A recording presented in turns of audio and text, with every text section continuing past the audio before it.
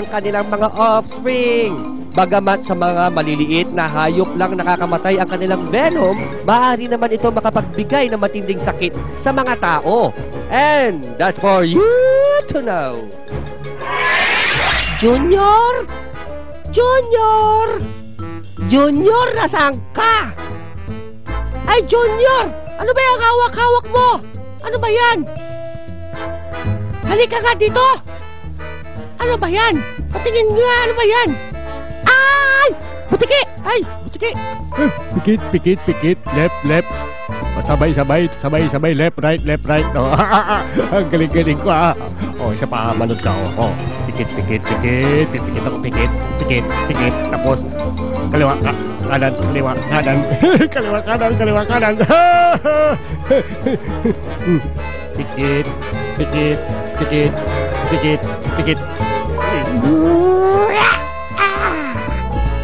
Isa akong Karate Kid! Galing-galing ko! Kaya ko na silang karatehin! Ako'y magaling na Karate Kid! Nasaan ka? Andito ako sa taas! Sige, hintayin mo ako dyan, ha? Aakyat ako dito. Hey, ako, napapagod ako kakakit din eh.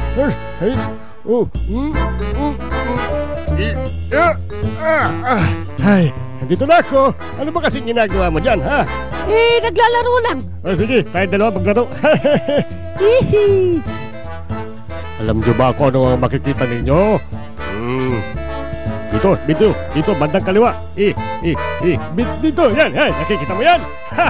Hindi po yan kumakanta. Hindi sila kumakanta. Sila ay humihingi ng pagkain sa kanilang Nanay, pahingi ng uod! Nanay, gutom na kami!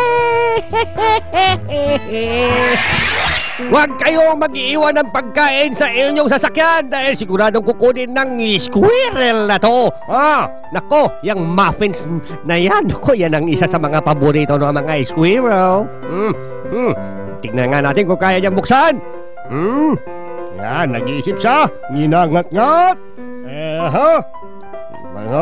Nag-iisip. Isa sa mga paboritong kainin ng mga parot ay ang tama kayo, mais. Napakatakam-takam para sa kanila ang mais at masustansya pa.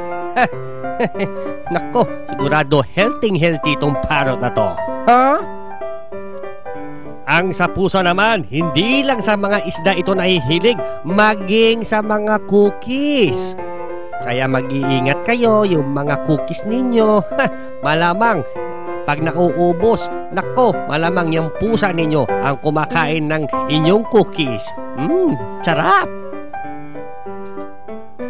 Isa sa mga paboritong gawin ng mga bear. Alam nyo ba kung ano? Di maglaro ng bola-bola sa loob ng pool. Magaling kasi silang lumangoy.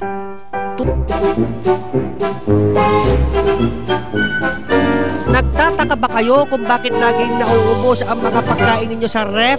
Nako, ang number 1 suspect dyan ay walang iba kundi ang inyong aso!